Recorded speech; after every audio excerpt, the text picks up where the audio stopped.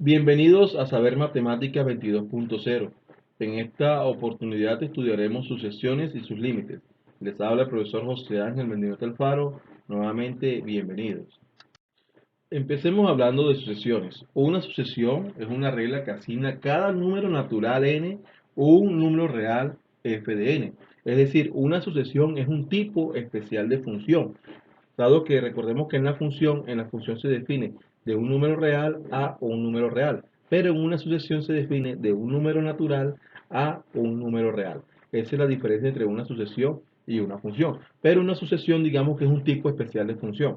Fíjese entonces que n, por ejemplo, en esta sucesión, cuando n toma el valor de 1, f de n toma el valor de 2. Cuando n toma el valor de 2, f de n aquí toma el valor de 4. Y ahí se va formando la famosa sucesión. Miren que esta es una sucesión que es creciente, porque las sucesiones se clasifican en crecientes y decrecientes. Además, hay sucesiones que son monótonas, como esta, por ejemplo. ¿Por qué es monótona? Porque es estrictamente creciente. Las sucesiones también tienen otras características. Por ejemplo, tienen una cota superior o una cota inferior. En este caso, esta sucesión va a tener una cota inferior que es 2, porque es el valor mínimo de esta sucesión. ¿Y cuál es el valor máximo? No hay, porque fíjense que ya va aumentando, ya 2, 4, 6, 8, 10, 12, 14, 16 puntos suspensivos. Entonces, esta sucesión es una sucesión que está acotada inferiormente, porque no va a existir un término menor que 2 en esta sucesión. Entonces, las sucesiones simplemente son funciones que relacionan números naturales con números reales.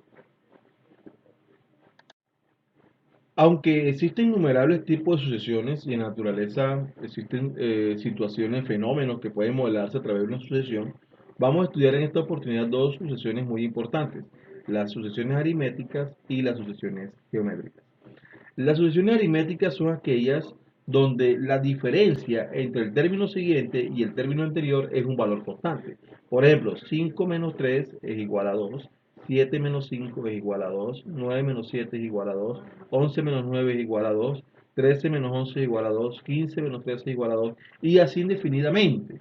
¿Ya? Este es lo que se constituye una sucesión aritmética. Y como les decía que una sucesión es un tipo especial de función, entonces fíjense que aquí está la fórmula, ¿no? F de n igual a 2n más 1, donde n, ojo, n toma números naturales: 1, 2, 3, 4, 5, 6, 7, 8, 9, 10 puntos suspensivos. Si n vale 1, fíjense, 2 por 1, 2 más 1, 3, es el primer término de sucesión. Si n vale 2, 2 por 2, 4 más 1, 5, segundo término de sucesión. Si n vale 3, 2 por 3, 6 más 1, 7, y así sucesivamente.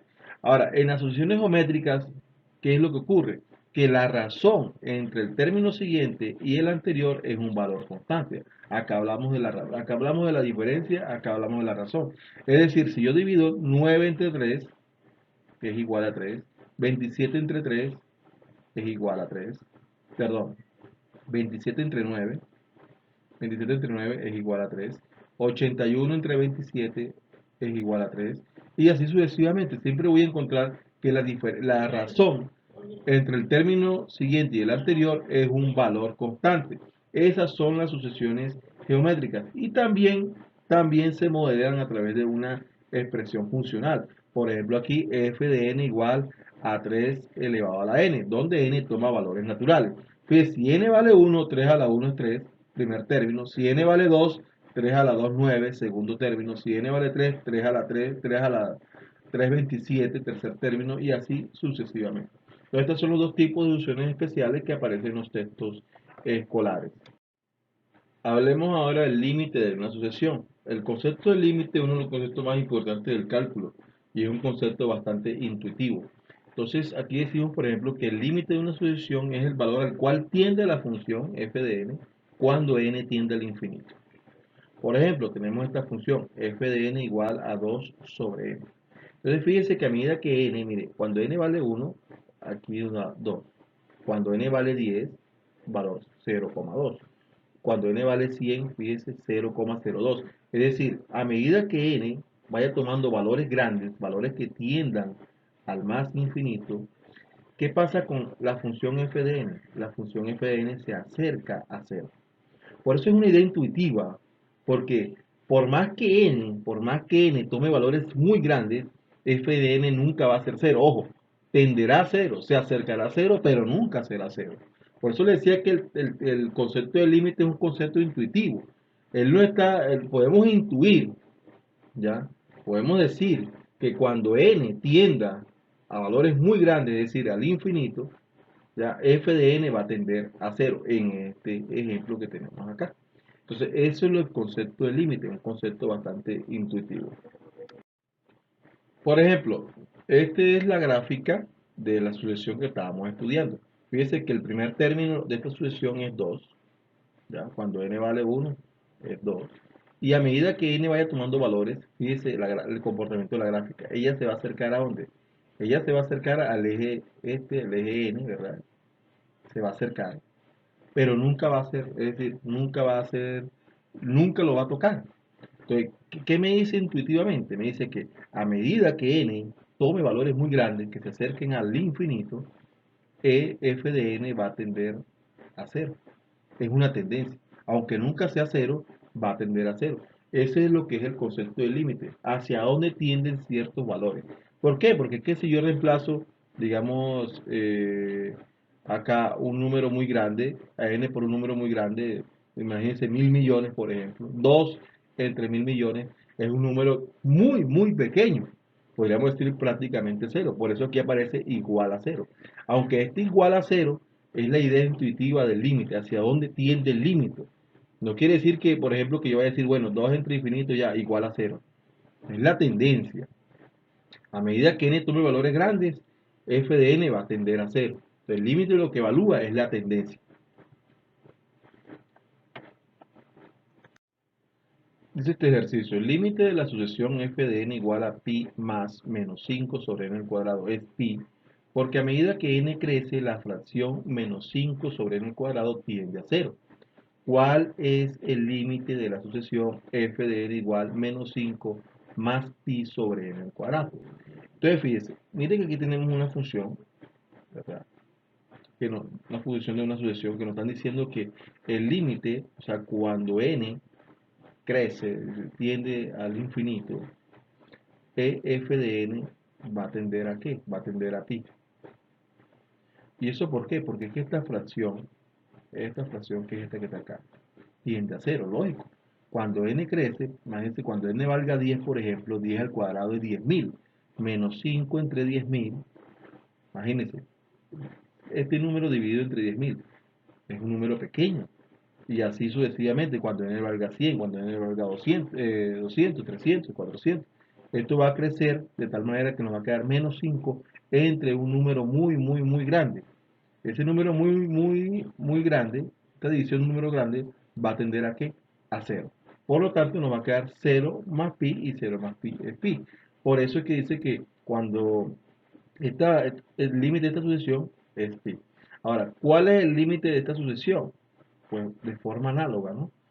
Pi es un valor que es aproximadamente 3,1416, manejemos esta aproximación porque es un número irracional, dividido entre n al cuadrado.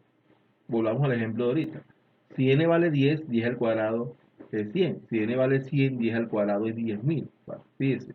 Cuando n valga un millón, por ejemplo, imagínense un millón al cuadrado, entonces esta cantidad dividida entre una cantidad muy grande también va a tender a ¿qué? A cero. Entonces, si esto tiende a cero, nos va a quedar 0 menos 5 y 0 menos 5 es menos 5. Por lo tanto, aquí la opción correcta sería B. Dice este ejercicio, un campesino realiza una siembra de árboles mes a mes como se muestra en la siguiente tabla. Dice, el campesino afirma que los árboles se siembran siguiendo una secuencia creciente, a partir de un patrón. Para poder saber la cantidad que se debe sembrar en el mes 4, ¿cuál de los siguientes valores se debe calcular primero? A. La diferencia entre la cantidad de árboles sembrados en el mes 2 y en el mes 1. B. El producto de la cantidad de árboles sembrados en el mes 1 y el mes 2.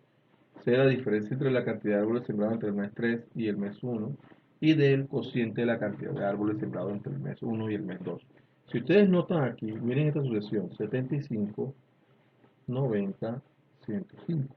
Si ustedes calculan la diferencia entre un valor y otro, que sería 15, acá sería 15, ¿verdad? O sea que aquí en el mes 4 tendría que ser 120 árboles para que sea una sucesión creciente, como dice aquí, y a partir de un patrón. Es decir, que cada vez se le va sumando 15. Si se dan cuenta, esta es una sucesión aritmética. Y las sucesiones aritméticas son aquellas cuya diferencia entre el término siguiente y el anterior es un valor constante. Entonces, lo primero que hay que hacer para determinar esta sucesión es la opción A. La diferencia entre la cantidad de árboles sembrados en el mes 2 y en el mes 1, el cual esta diferencia nos va a dar 15, y así el segundo valor sería esta segunda diferencia nos va a seguir dando 15, y esta diferencia nos va a dar 15, dado que es una sucesión aritmética. Ya el producto es incorrecto, la diferencia entre el mes 3 y el mes 1 no, es entre el siguiente y el anterior, por eso es incorrecto. Y el cociente, bueno, el cociente es cuando las sucesiones son geométricas. Esta es una sucesión aritmética. Muchas gracias por la atención prestada. Suscríbete a mi canal para más contenido.